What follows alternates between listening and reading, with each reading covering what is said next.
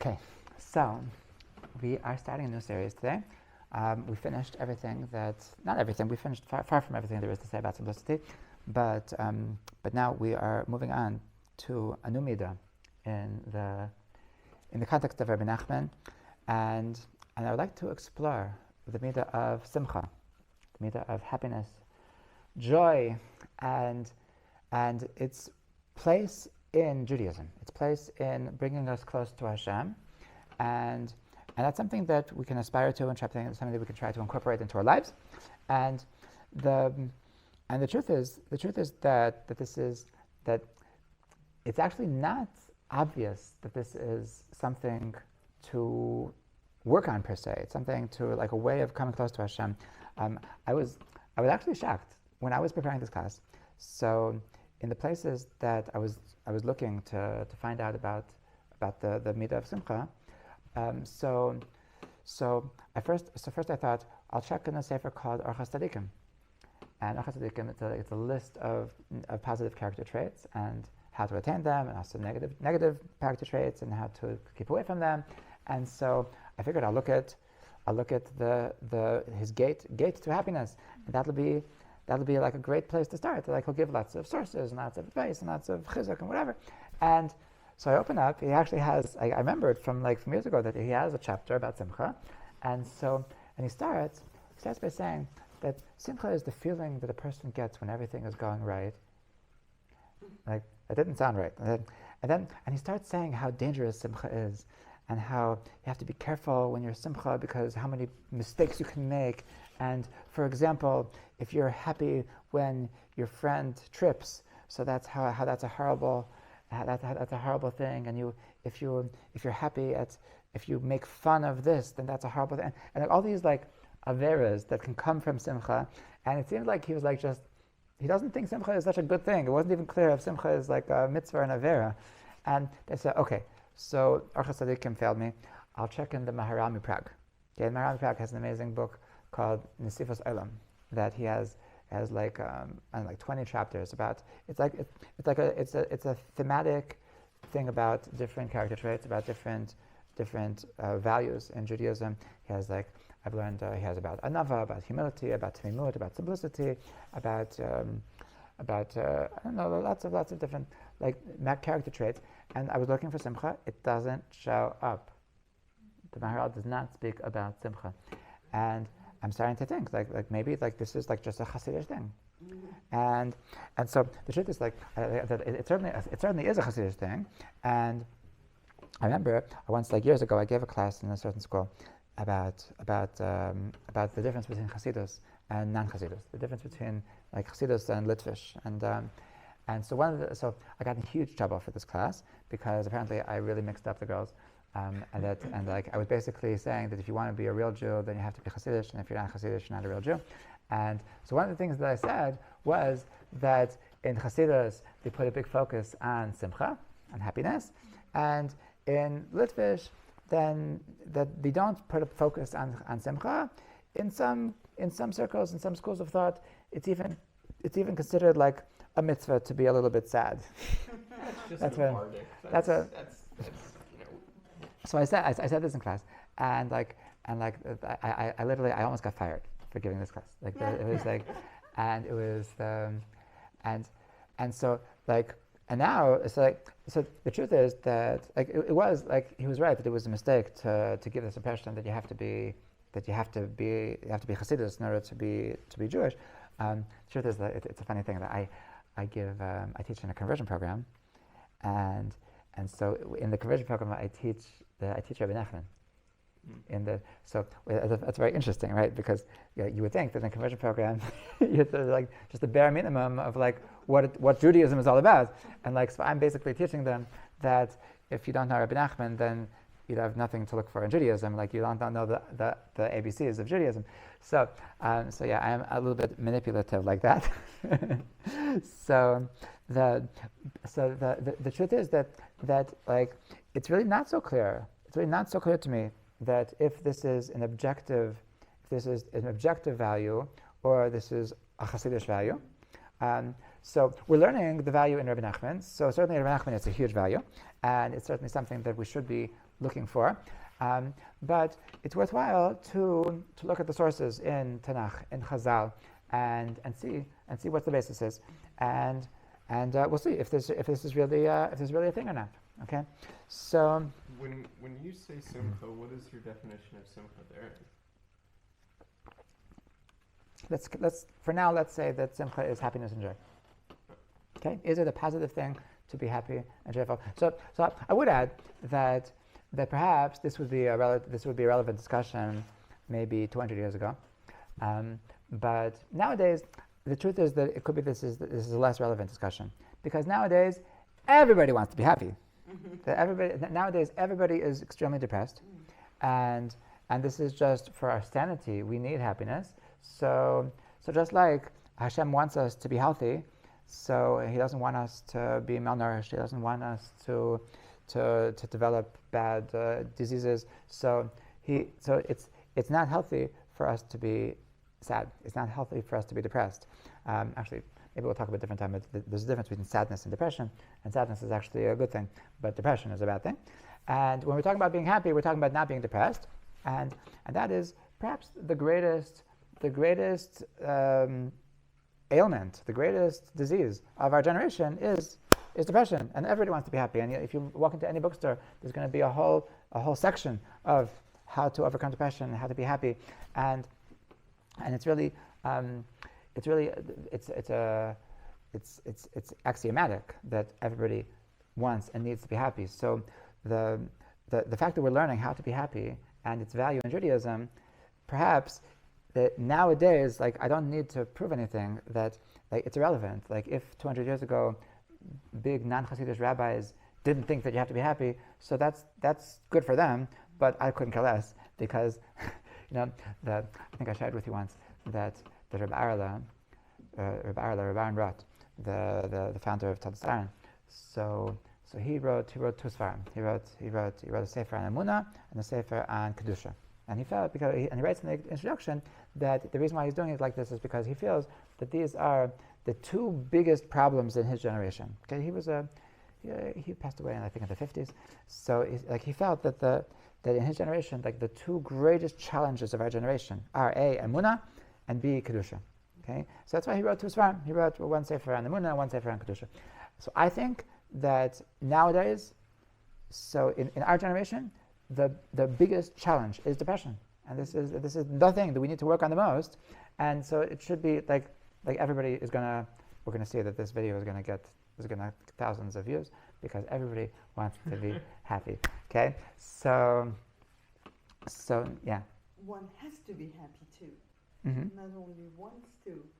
It's Yeah, this totally. social pressure that you have to be happy. If you're unhappy, you haven't.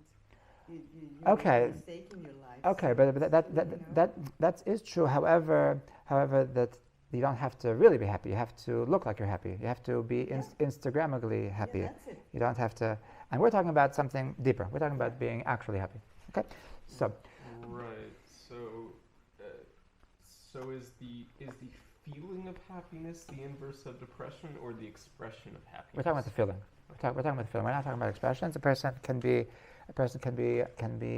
happy in his heart, and not necessarily express it. I mean, like, I think there's something messed up if you look sad, if you look depressed. It could just be that you're overtired. There's an idea. It says that panim is the same letters as pnim, face. Panim is a face. Mm-hmm. Pnim is a person's insides. So we can see from a person's face what's going on inside his mind, inside his feelings, inside his heart. So I think it's odd for a person to actually be totally like sometimes I get this, like sometimes somebody will tell me, "Are you okay?" And I say, "Yeah, I'm actually fine. I'm actually great." And like I'll be embarrassed that I don't know why I looked like I wasn't okay, but it probably means I was overtired or something.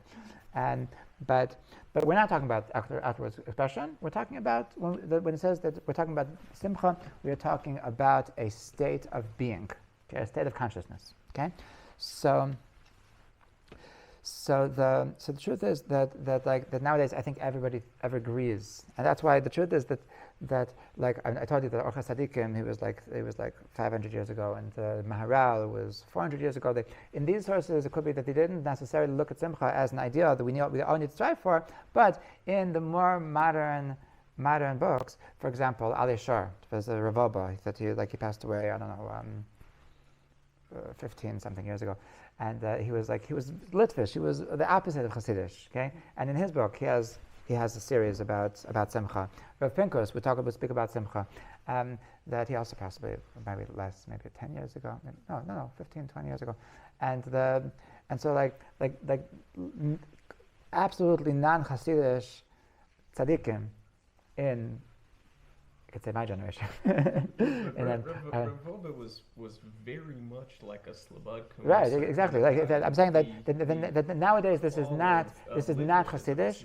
That the Simcha is absolutely considered a value in the collective thought of Jewish practice. Like that, this is, even if once upon a time there's two ways to look at it.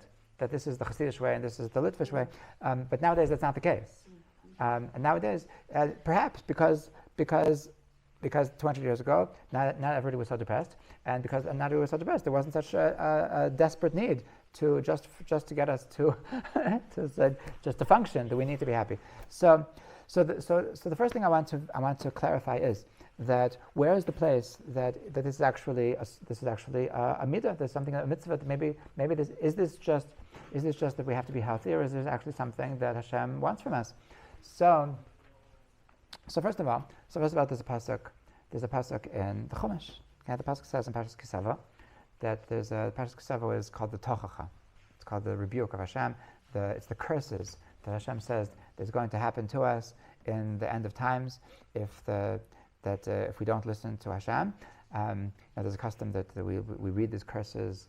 We read these curses in a quiet voice, and like the Balkare, like he says a little bit less loud than he usually reads the Torah.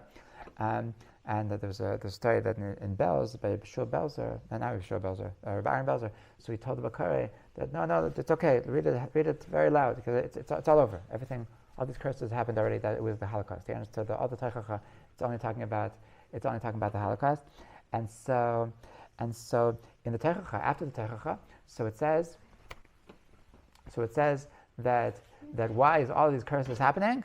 Why is all of these negative things happening to you? So it's all tachas asher lo avata as Hashem elkacha b'simcha v'tov levav. That it's all happening. All of these horrible things are going to happen as a result of what? As a result of the fact that you're not serving Hashem with simcha v'tov levav. Okay, so we see that not serving Hashem with joy. So that is such a horrible thing, such a horrible rebellion against Hashem, to not be happy, that it results in horrible, horrible things. Okay, so this is source number one. Okay, source number two, it's a famous pasuk in Tehillim. That first of all, it's famous because it's part of davening, and second of all, it's famous because Chabad made it famous. Ivdu es Hashem b'simcha. Chabad made it famous because it's like when Chabad people come to parks with kids, so they do psukim, and then they give candies out, and they do Ivdu es Hashem b'simcha. But it's from David Melech. David Melech says that Ivdu es Hashem b'simcha, that Baal Lefanav Bernana, that serve Hashem with simcha. Okay, so we even made it nigun. Absolutely, many nigun. So it's not just Hashem says that you have to serve Hashem with simcha. David Melech also says you have to serve Hashem with simcha. Yeah. But we have the mitzvah of simcha on, I think it's Yontif, and the post can bring that down as not just a general feeling of happiness, but a very specific. Okay. Means, we're talking about that's a good point. Now the meat, right? Wine. Wine. Yeah. Mhm. So on Yantiv it says v'samachta b'chagecha, that you should be happy on your should be joyful on the holidays, and that's certainly there's a special mitzvah to be even more happy on holidays, and our question is that is this just simply an important way of life? Is simcha an important just mentality, or is it just particular times? Okay, so the first source was the Chumash, Parashat Kisava. The second source was David HaMelech, Yidu Es Hashem B'Simcha. The third source is something that it's a little bit Kabbalistic, mystical, because it's from the Arizal. That the Ari said, the Ari was privy to amazing levels of Kedusha, and that he had amazing revelations from above, like from the different souls would teach him different things. Eliyahu Navi would teach him different things, and he was all of his revelations. He said, how did he reach his high levels? So it says it's all in the merit of Simcha Shamitzvah. It's all in the merit of Simcha Shamitzvah. So and what's noteworthy is that this is actually famous. This is actually famous. So the result. Most things the Arizal say are not famous, okay? Because most of the Arizal's things, it's Kabbalah. So, like, who learns Kabbalah? So, but this is actually famous because it's brought down in the Bir Halacha. It's brought down from the Mishnah Berurah, from the Chavetz Chaim, that he brings that how important it is to be b'simcha, because the Arizal writes that all of his high, lofty levels of kedusha, he reached these lofty levels as a result of his Simcha Shamitzvah. Okay, so these are clear sources from the Torah, from Tehillim, from the Arizal, that Simcha Shamitzvah is an important thing. But the thing is that what exactly does this mean? In all three sources, it says it's talking about Simcha Shamitzvah. It's talking about a certain kind of simcha, and that's the simcha of a mitzvah. And so one could say, okay, so you have to do mitzvahs b'simcha, but what if I'm not doing mitzvahs? What if I'm just doing my thing? Okay, maybe when I'm doing mitzvahs, then I'll have to be super, super happy. But maybe when I'm at work, so maybe I don't have to be happy. Who said, right? And this is I think the source of the complication. I don't understand. I mean, all three sources, they mention Simcha Shamitzvah, yeah. And the truth is that one could even get more confused because of the Gemara in Shabbos. The Gemara in Shabbos, Daf Lamed, says that originally they wanted to be gonez, they wanted to be gonez Sefer Kohelet. They wanted to take Sefer Kohelet. What's gonez? I always forget how to say this in English. Ecclesiastes. So they wanted to put Kohelet in that nobody should ever know, but it should be locked away, that nobody should ever know what it says there. Okay, it should be a secret. Okay, why? Because Kohelet confuses people. Why does it confuse people? Because it's full of contradictions. And one of the contradictions that they bring in Kohelet is about Simcha. That one place, the Kohelet was written by Shlomo HaMelech. Okay, he was considered the wisest man that ever lived. Okay, and so one place in Kohelet it says Mishabeach ani ata simcha, that I praise Simcha. I think it's great. And the other place in Kohelet itself, it says a couple of chapters later, it says Ula Simcha Mazu Eisa, that the Simcha who needs Simcha, Simcha who needs Simcha. So that's a clear contradiction. The one over here he's saying that Simcha is great, over here he's saying that Simcha is useless.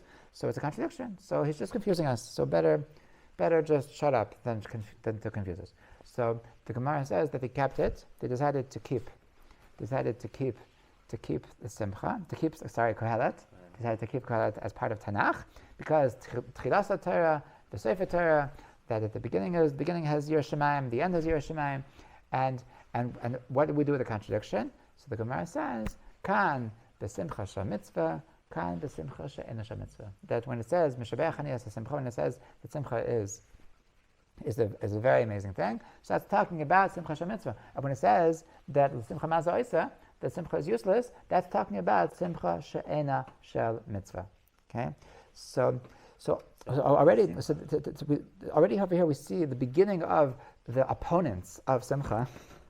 the opponents of simcha that are going to say that well, because the Gemara says that it's only good if it's simcha shel mitzvah. There's this old joke that the Litvish, like the Misnagdim, would say against the Hasidim, that the Hasidim say mitzvah gedola liyos b'simcha. Mitzvah gedola liyos b'simcha. It's a quote from Rabbi Nachman that we're going to get to. That mitzvah gedola liyos b'simcha. So they would make fun of the Hasidim. They would say, "You Hasidim, you think that mitzvah gedola liyos b'simcha.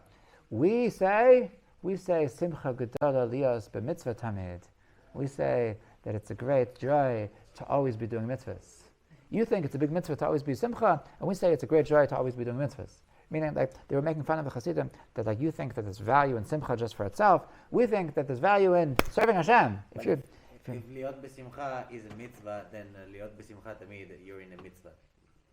No, it doesn't say that. So that's what we're examining. What do we have sources that simcha is actually a mitzvah? That maybe simcha is really not a mitzvah. Maybe it's only a way to do mitzvahs. Maybe that when I'm putting on tefillin, so Mizana. Why wouldn't? What is it? It's carrot muffins. Why wouldn't simcha be a mitzvah? Because where does it say? Where does it say in the Torah that it's a mitzvah? So one time I've been told that because of simcha, mitzvahs happen.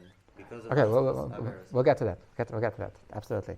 Okay. So now this is the I think the source of this confusion about simcha, that perhaps it's not really a mitzvah because the Gemara already tells us that there's a kind of simcha which is not good. That there's a kind of simcha which is not good. So this really opens the door for the what should we call them? For the champions of depression to say that yes, I agree that there are certain times in life that a person must overcome himself and be happy for the sake of Hashem. But the rest of the time, you just need to. We just need to be very, very. I had a roommate in yeshiva. That he was. He really made a religion out of his depression, and he really felt that if you're not depressed, that means that you're not serious about life, and then that because how can you be happy? Don't you know how far you are from the way that you should be serving Hashem? Don't you know that Hashem expects from you like this, and you're doing like this? So like you're a failure. You're a complete failure. So the only appropriate mentality would be for us to be depressed, because how could you not be depressed if you're a complete failure in life? And he was saying that and like if he ever catches himself that he's a little bit happy, so then he always reminds himself about how lacking he is in his service of Hashem, and then he brings himself back to his. So he was really like, he reached this kind of like bliss in his happiness because he convinced himself that the appropriate way of life is to be depressed. So he was able to get a certain something out of that, and it is sad, and it is upsetting that people are like this, and in a certain way, it's the most depressing when a person just gives in to their depression and say that there's a certain beauty in depression. Oh my God! And we have maybe to make this difference between depression and sadness. Correct. We're going to get to that, but I'm talking about depression. I'm talking about Depression is really an illness. Okay. It's an illness when it makes a person that he can't function, but a person can be depressed without being ill.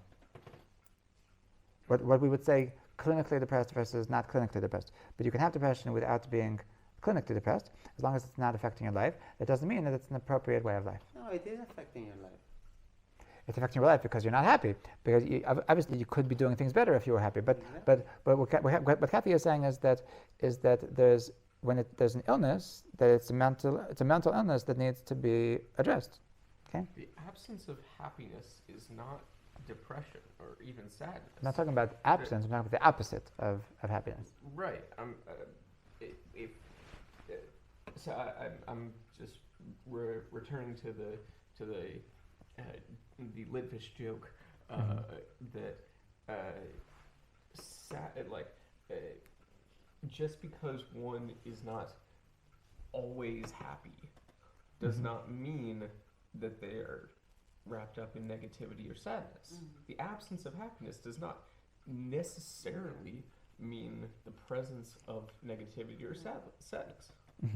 It just could be blandness and boredom of life, right? So, which is precisely what I'm getting at. That really the crux of this discussion is that now that we see the Gemara talks about that there's a good kind of simcha and a bad kind of simcha, a negative, positive, and negative kind of simcha. So what exactly is the correct definition of these words, simcha shemitzvah versus simcha she'eno shemitzvah? That perhaps the Litvish interpretation would be that you should be happy when you're doing one of the 613 mitzvahs, okay, and that's a reason for you to be happy. And if you're not doing one of the 613 mitzvahs, so then why the heck are you happy? Just shut up. Just be sad. Be normal. Just be Peaceful. yeah. Is it also And good for not doing a negative commandment, like being happy that you're not doing it, or only for the positive? If you're abstaining from it, That's- that- you're Mekayim. correct. That's certainly true, but that's also not most of the time. Okay. It's also not most of the time because I don't think anybody's really going to be happy Yeah. with the fact that they're not murdering her right now. They're not going to be happy So, like, that. it only I mean, applies to it's the true that positive. if you had a test, if you really wanted to say lashon hara about somebody and you're really able to hold yourself back and not speak lashon hara, so then Then you get so of course you can get simcha from that, and that's like simcha of That- accomplishment. That is one of those constant things that the Jew is supposed to be very, very careful about. Mhm. This was one of them was lashon hara, Mhm. bitul Torah, and another one, Mhm. and that is every second. Totally. Every second you can mekayim that Mhm. mitzvah of not Okay. not do that. That's other. true, but I think the question is what exactly does this Gemara mean? Does the Gemara mean to differentiate between specifically when I'm doing a mitzvah, then I should be happy, and the rest of the time there's no reason, there's no value in being happy? Sorry. or is this when it says simcha shemitzvah versus simcha shemitzvah versus simcha she'eno shemitzvah? It's not referring to so that I'm happy because I'm doing a mitzvah versus I'm happy not because I'm doing a mitzvah, but rather that a certain kind of happiness versus a different kind of happiness. There's a certain kind of happiness which is productive, and there's a certain kind of happiness which is actually detrimental. Or in other words, that mitzvah, a person could look at mitzvah in a very, very limited way. That mitzvah means that if I'm putting on tefillin, I'm doing a mitzvah. Or a person could look at mitzvah in the question is, what is actually a mitzvah? It's something that I was having discussion with somebody the other day, that some people look at mitzvahs as things that God demands from us, right? And I don't think that that's a very appropriate way of looking at mitzvahs. That the mitzvahs are not demands because Hashem doesn't really have any needs. So what is actually when we talk about mitzvahs? So what does it actually mean? So the Zohar explains that the mitzvahs are actually pieces of advice for life. The Zohar says that the mitzvahs is our guide to a successful life. So in this definition of a mitzvah, so when we say simcha shel mitzvah, we mean a simcha of moving us forward in life. Whereas there's a different kind of simcha, which is the simcha she'eno shel mitzvah. It's a simcha that's not actually moving us forward in life. It's actually a mitzvah which is escaping life. Okay? Once Rav Pinkus, so he writes in one of his books that actually I think I actually heard this in a recording from him, that he was once walking going in Tel Aviv, and he was walking with one of his children, and there was these teenagers. They were like laughing very, very loud, and his child asked him, Abba, why are they laughing so loud? And he said, they're laughing so loud because they're so sad. and it's really true. It's so deep. It's so deep that like I remember hearing this. I was hearing this some kind of class from this non-Jewish lecturer, and like she had this. I don't remember her name. Like she had this like strange laugh, and it bothered me. This laugh that she would like. I can't like it was like every other word. It was sort of like a mocking kind of laugh, like she was like laughing at life, and it really bothered me. This laugh that she would constantly put, and like a year later, I saw somewhere that she had actually committed suicide. Like she was like a guru of types, and like she was like a person that was able to inspire people and able to teach people, and it was so fascinating to me that I saw in her that something was off. Like I didn't know that that was off, but I saw that something was off, and it turned out that I was right. And where did it show up that she was off? In her laugh. She was laughing because she was so sad. Okay, and that's what it means. Simcha she'ena shel mitzvah. Okay, and there's a simcha, there's a simcha that actually is an escape. That like let's laugh so hard to really not have to deal with life, and as opposed to simcha shel mitzvah, which is getting us forward in life. Okay, so it's true that there is a simcha which is negative. There is a simcha which is actually not going to get us anywhere. It's actually going to get us away from our goal, but there's another simcha which is getting us closer to our goal, and that is the true meaning of simcha shel mitzvah versus simcha she'ena shel mitzvah. But really, simcha shel mitzvah is always an appropriate thing. Not only that, but it's a way of serving Hashem. Okay, so to have this kind of mentality of simcha, that we are always with positivity, we're always happy, we're always in a good mood. So, in a good mood, which is going to move us forward. Now, we're going to get to this. Get to this soon. That part of happiness is the world of comedy. Okay, and comedy jokes. And so somebody once asked a famous comedian, Jerry Seinfeld, who is Jewish, and that he asked him, tell me something. Is comedy a Jewish thing? So he said, is spaghetti Italian? Spaghetti Italian thing. So of course, comedy is a Jewish thing. But there's a Jewish joke and there's a non-Jewish joke. By the way, do you see this thing that was going around 2 weeks ago? That somebody asked, what's it called? ChatGPT. GPT. Also known as AI. Okay, they were asking ChatGPT, tell me a Jewish joke, and they told them, and they answered him some joke, okay, and then he said, tell me a Muslim joke, and a Muslim joke, and then he said I'm sorry, but we want this to be a non-offensive humor, non-offensive forum, and we don't talk talk about different groups of people and generalize them. And it was on the same page. It was ridiculous how anti-Semitic, how not So Jerry Seinfeld said that there's a Jewish joke, and a non-Jewish joke, and he said, This exists. and he said that a Jewish joke is to make fun of yourself is a Jewish joke. Yeah. To make fun of somebody else is a non-Jewish joke. Yeah, that's it. Okay, and it's so beautiful because when you make a joke of yourself, so that's when a person is able to self-deprecate, when a person is able to make fun of himself, that's a way of moving forward. Mm-hmm. That's a way like that. If a person if you're ever giving a class or you're on stage or something, and you do something stupid, you do something funny, you make a mistake, and everybody's laughing at you. So what's the best thing to do? You laugh along. To laugh along with them. That if you're able to, as long as you're stuck in the situation, so then. Yes, but not as a mask, you're dying inside, but you're laughing along with them. No. As long as you're stuck inside, as long as if you're then you're over. The only way, if you want to succeed in this stand, so the only way is to be able to join them, to escape this place where you're dying, and to be able to to be able to laugh at yourself. Okay, that's a way of moving forward. Okay, that's what it means. Simcha shel mitzvah. Okay, so a Jewish joke is simcha shel mitzvah. Whereas if I'm going to make a joke at somebody else's expense, so then I'm not moving forward. I'm actually moving backwards. Okay, then I'm bringing pain into the world. Okay, and if this is what makes me happy, to bring pain into the world, that's sickness.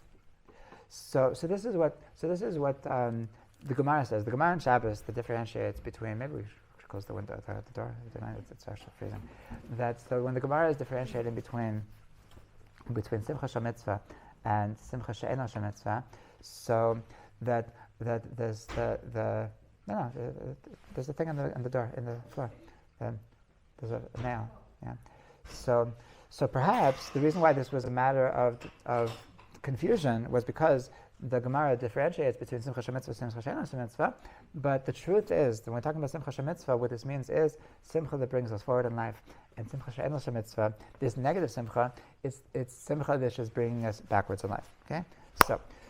So that's why even if at some point in life, at some point in history, so this was not an objective Jewish value, Simcha, but it actually is. Okay? And the Hasidim got it right. And that what Yisrael was quoting before, that it's I've heard this from the Baal Shem Tov, but I've heard it more recently from Rabbi Aaron Karliner, that he said that Simcha is not a mitzvah, but it brings to every mitzvah in the world, and being depressed is not an avera, but it brings to every avera in the world. Okay, so it's not something which is like what the Torah talks about, but it's necessary to bring anything positive in the world, and depression, even if it's not a sin itself, so it's the source of everything evil in the world. Okay, so so this is so the truth is that perhaps we'll talk about depression separately, but right now we're just talking about simcha, just having a positive mindset, being in a good mood, being in good spirits constantly. But this is the mitzvah we're talking about, and. But we're not supposed to be in a good mood all the time. We are. We are. There's numbers of it. You're right. You're supposed to be in a good mood on Tisha B'Av. Like to be precisely. A mentality what are you moving forward what are is you different than a What mentality. are you supposed to do on Tisha B'Av? It says on Tisha B'Av. This is another source in Shas about Simcha, that it says, and that's actually what I wrote on the group, that it says in the Mishnah in Tainis, it says Mishnechnas Av Mimatin B'Simcha. Okay, that when Chodesh Av comes around, so it's the Ben Mitzrayim. We're talking about the destruction of the temple. So Mimatin B'Simcha. So we should minimize our Simcha. And the Gemara says on that, Keshem Keshenechnas Av Mimatin B'Simcha, Kach Mishnechnas Adar Marbeh B'Simcha. That's so too. That when Adar comes around, so Marbeh B'Simcha. So. Yes, but matim doesn't mean that you should not. You should turn off Okay. your simcha. You should keep it small. We're not. The question that we have is that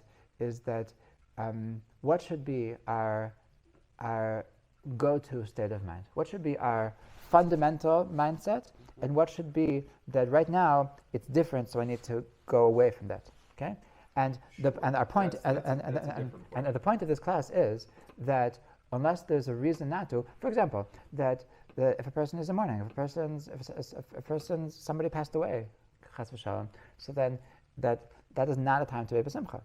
Okay, that if a person is going to be b'simcha when somebody passed away, then there's something wrong with the person. There's something wrong with them. They're like, how could you be so happy? Didn't you love this person? Okay, and the truth is that of course this is we're gonna have to talk about what's like there's levels of simcha and different, especially what you're referring to about expressions of simcha. Okay, and it's important when a person has a tragedy. It's important for them not to be depressed, but they should not be b'simcha.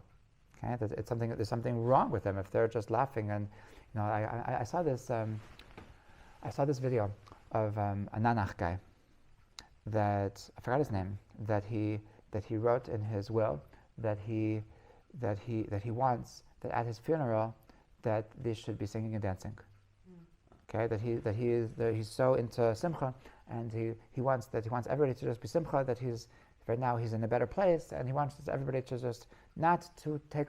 And I remember seeing this, and it was just so, gave me chills. Like it's just so wrong. It's just so wrong to me, and like it's true that in a certain level of existence, like everything is good and everything is for the best, and we should always be besimcha in everything that happens. But I think we've spoken of this on a different occasion. That in this world, it says that there's it's actually this week's parsha. I'll tell you what it says. The Gemara says in Pesachim Daf Nun Tes that it says in this week's parsha that it says in this week's parsha that Zeh Shemi Le'olam V'zeh Zichri L'dor V'dor. That this is my name forever, and this is my way I am mentioned from generation to generation.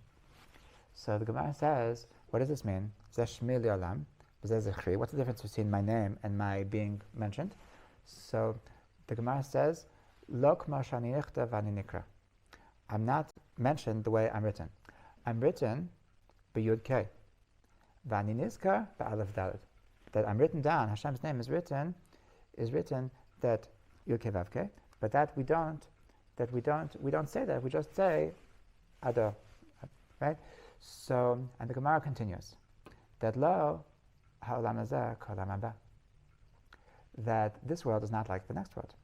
That in this world, al hatov mevarech hatav hametiv, ve'al hara mevarech dayan ha'emet.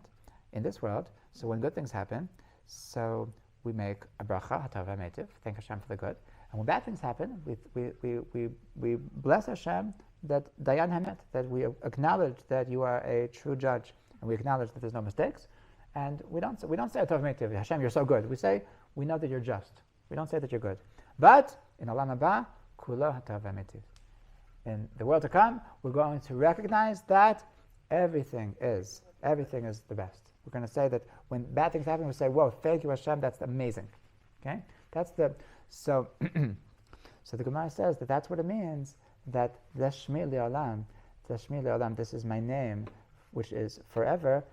So actually it's written Le'olam is written without a vav. So it says Lamed Aleph, Lamed Mem. So the Gemara, no, it's the Le'olam could be read that to be concealed. That Hashem's true essence, which is that everything is good, is concealed. And part of our being in exile is that things appear to be sad to us. And so the Gemara is saying very clearly that in the consciousness of our world, so it's incumbent upon us to be sad when things are bad. And if a person is going to be sad, is going to be happy when things are sad, so then he's not in touch with reality.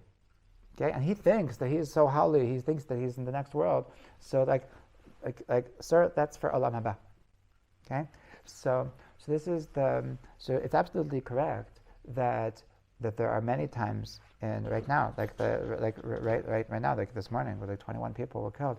So that a person is going to walk around like just jolly as anything. So there's something wrong with him. Like, how could you? So they don't know. Hakol tova. It's all for the good. It's all that there was mamish the best thing in the world that these people died because they're going straight to Olam Haba, and then you're messed up. That's not the way. That's not the way that Hashem wants us to be in reality. That means that you're not living life. That means that you're not experiencing this world. So our question is that what is the default mentality of a Jew? Should the default mentality be that I'm always in good spirits, and that is the mitzvah of simcha, or is the default that I'm going to be depressed, and this is the so perhaps that once upon a time this was a matter of dispute, but nowadays we know that it's impossible to succeed in life if you're not going to be happy, and that's why I think it's changed in the world, that in the Jewish world at least, and certainly in the general world as well, that now there's no longer a dispute about this. It's already become axiomatic that simcha is a value in avodat Hashem. Okay. So I want to speak about one particular thing, just by means of introduction, that that the fact that we're speaking about this as a mode of avodas Hashem, so this tells us that there's something we can do about it. Okay, the fact if there's a mitzvah to be b'simcha, so then that means that we can be proactive in our mental state. Okay, and this is already such a just a relief that I think that the way people, even people that are looking to be simcha, that they agree that I want to be happy, I'm looking for happiness, but when they say they're looking for happiness, what they really mean is they want happiness to come their way, and it's something they're waiting to happen to them. And when we're looking at simcha as a mitzvah, what we're saying is that it's our choice to be b'simcha. I once heard that b'simcha is the same letters as machshava. Okay, machshava meaning in your head, meaning that being b'simcha is dependent on your thoughts. A person can put himself into a state of simcha. A person can put himself out of a state of simcha. Okay, which is amazing relief, which is amazing good news for us, because if that's the case, then we are in control. Okay, and some people they don't realize this. And they're first of all they want just happiness to come. They think that they're just losers because they're sad and everything, and they're sad because everything is backwards, and they don't realize that everything is backwards because they're sad, and it's really in their control to change things around, and even though, and sometimes even people that they've heard of therapy and they've heard of going to a therapist, but when they go to the therapist, they think that like therapy is like this magic medicine that you just go to the therapist and then you become happy, and that they don't. They don't realize that nothing's going to happen unless you make this that don't even call it work. Just make this switch, make this switch in your head that I want to be happy. 400 some odd shekels an hour. That's not Mm-hmm. an easy thing to swallow. Yeah, and it's and I think it's like people think that I did so much. I went to therapy and I paid them, and it was savings that I had to borrow money and I had to stuck a fund or whatever, and I did so much and I'm still depressed. So yeah, because that's not enough. It's not enough to go to the therapist. To go to the therapist can't do anything for you. Now there's a joke that how many therapists does it take to change a light bulb? So one, but he has to want to be changed. And so a person, like many people, they don't realize that this is something that it's in my control. That simcha is not going to happen to me. It's that it's up to me to decide that I want to be happy. Okay, so this is first of all it's a relief that it means that nobody is hopeless, because it's simply you have to just make a decision. I want to be happy, but it's a responsibility, because that means that there's a way to perform this mitzvah, and a way a way that there's things to do, and I have to be proactive. Okay, so it's a responsibility to actually be proactive, to actually carry out this mitzvah. So I want to start with a comment of Rabbi Nachman. Rabbi Nachman writes in Likutei Moharan, in Chelik Beis, Perek Chav Dalet, that sometimes a person needs to force himself to do whatever it takes to be happy, afilu b'mili debedichusa, even just by telling jokes. Okay, so we learned from Rabbi Nachman that there's an avodas Hashem, that there's a way of serving Hashem of telling jokes. Okay, and this seems very novel. That seems like just telling jokes, in Breslov they're into this, because there's a Breslov Rav named Rav Arush. So he starts a lot of his classes just by telling a joke, just by telling a funny joke. And so the Gemara talks about this as well. That Rav, when he would give shir, so he would tell a joke, and he would tell a joke, and everybody would laugh, and then they would be then they would be serious, and so Rav Arush, I once heard him say a joke, and it was just the funniest. It was funnier than the joke was seeing at how much he laughed at the joke, and how much he was so. It was like that there was, it was the beginning. He was giving even some class about Emunah, he insisted on that before he starts talking about Emunah, I just have to tell you a joke, and It's actually the best way to assimilate learning, because to laugh at a joke requires to spark up 5 different. correct. But most humor in a class is things which are relevant to the class. You can make anything funny. The point of the point of Rabbi Nachman is to start simply with just any joke at all, and this is the point. They usually like it's one thing to something relevant and just you want to keep their attention, so you talk a joke, but the point of Rabbi Nachman is that even something completely irrelevant, just to tell a joke, just for the point of laughing. Okay, this is revolutionary. Okay, there's a mitzvah just to go around telling people jokes. Okay? There's a mitzvah to be a comedian, and the truth is that this actually has a source in the Gemara. That the Gemara says in Tainis Daf Chav Beis that it says that Eliyahu Navi was once speaking to Rav Bruka in the Gemara, and that Eliyahu Navi, that this is a different discussion, that he would sometimes come to tzaddikim to just as a person in the form of a human being and to teach them things. So once they were walking in the streets of Babylonia, and he said that these two people are going straight to Gan Eden. They're going straight to paradise when they die. They're mezumanim l'chaya olam haba. And so he asked them, well, why? Why is that? So he says that these two people are bad chanim. These people are bad chanim. These people they're jokers. And so what do when they see people who are depressed? So they come over and they make jokes and they cheer them up. And when they see people that are upset with each other, so they make peace between them. Okay, so it appears that the second thing, I don't see how making jokes is going to help make peace between people, but they present themselves as that their profession is they're batchanim, that they're jokesters. They like making jokes, and the fact that they cheer people up, that they see depressed people and they just make jokes to make them laugh, that is the reason that they're going straight to Olam Haba. What does it mean they're going straight to Olam Haba?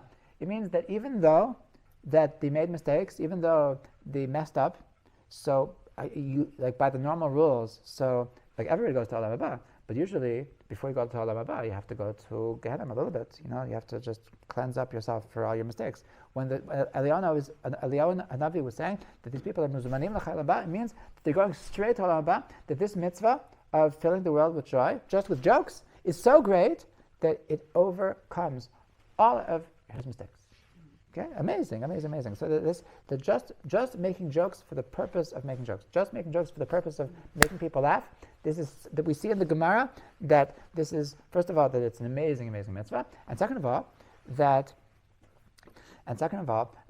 it's appropriate to force a person into happiness. Okay, to force to just do whatever it takes, even though it's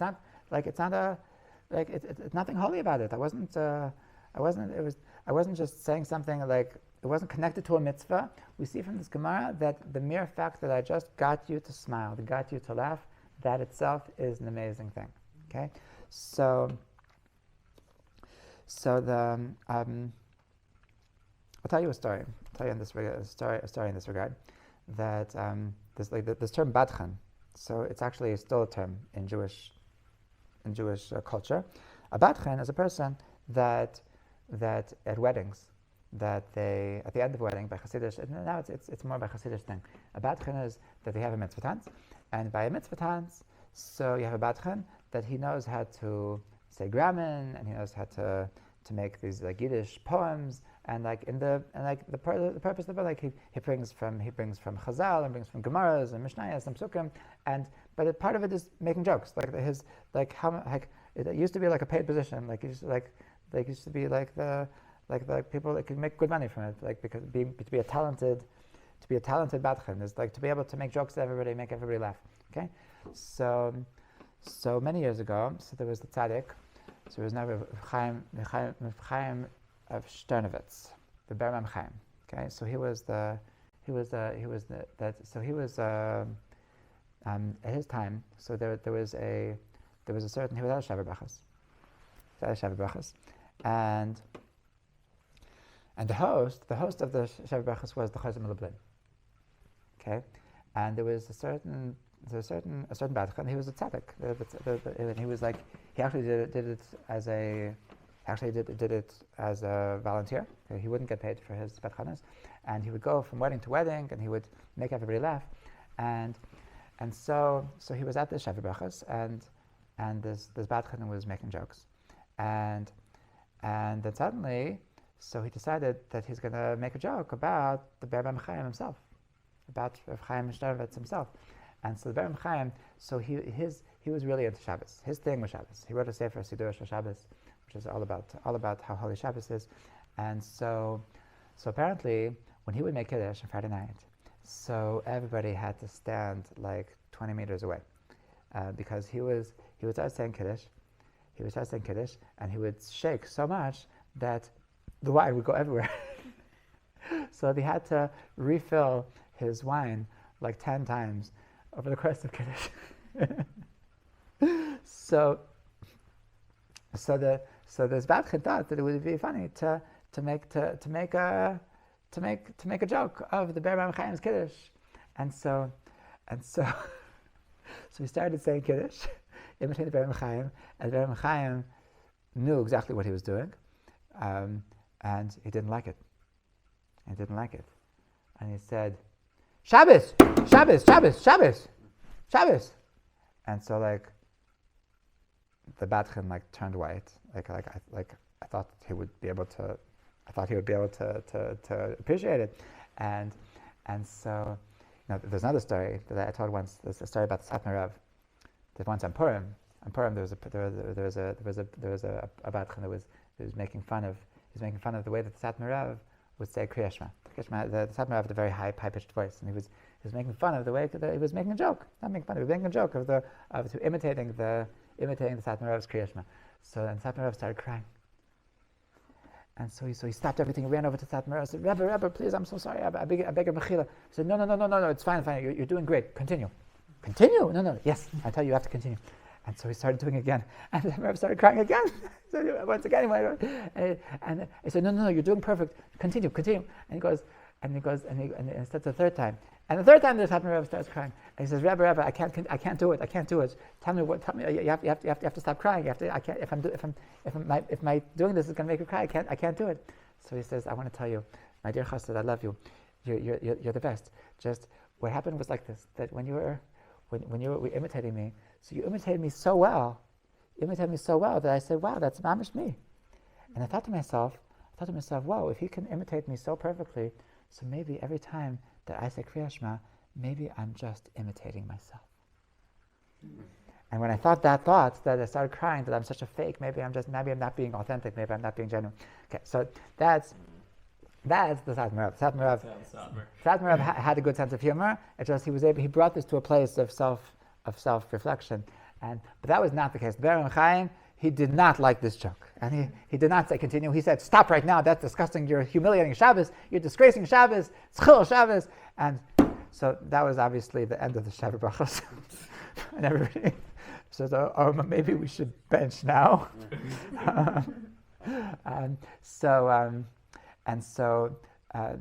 It was like really like not exciting. Like the Ber Bam Chaim like totally like was not happy, and so he went home, and a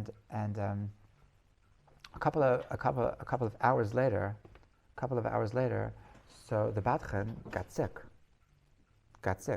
and he had a feeling that this is not good. He had a feeling that it has something to do with the story with the Ber Bam Chaim, and so he sent a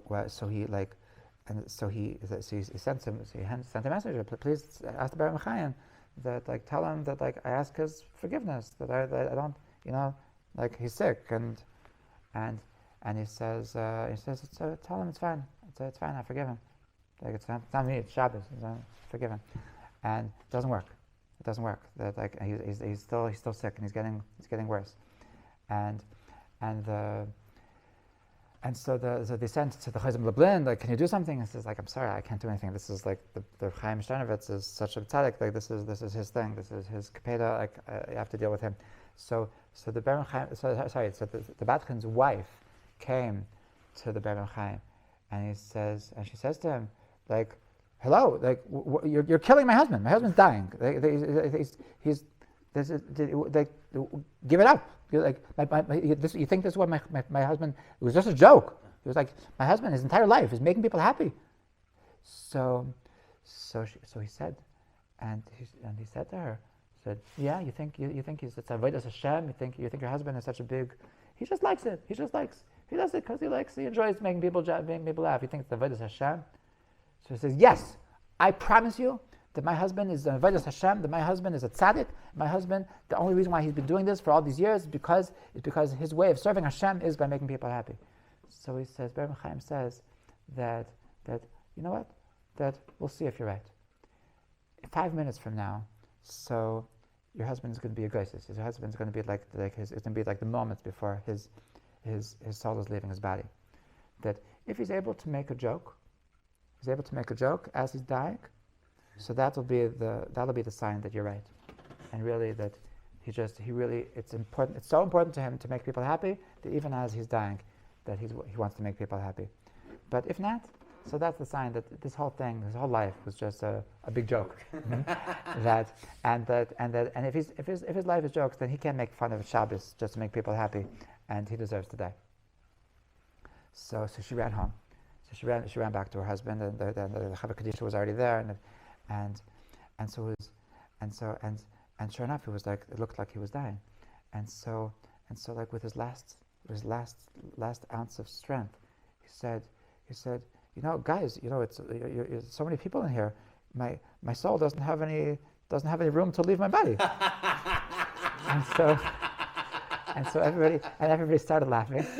And sure enough that he got that slowly, like, he got his strength back, and he was able to stand up, and he was able to overcome this. So this is like the koyach of jokes. The koyach of what's the koyach of a joke? Of to actively push away sadness, is to actively to make a joke. And this is obviously a holy act of making jokes. And this is amazing Maila. This amazing Maila that Rabbi Nachman is talking about, that middle de b'dichusa, that to make sure that we understand that we can and must be proactive in bringing ourselves to happiness. So of course we're going to explore more ways of being actively being happy, and techniques of bringing ourselves to happiness. But the first thing is to know that this is something which is in our control. Okay? There's something that we are going to make a choice, that we are choosing to be happy and do whatever it takes to be happy. And this is our way of serving Hashem, and not to be passive, not to be reactive in our waiting for the good times to come, and then we're going to be happy. And to know that this is mamish, that it's in our power to be happy. B'ezrat Hashem. All right, so stay tuned for more next week. B'ezrat Hashem. L'chaim, everybody.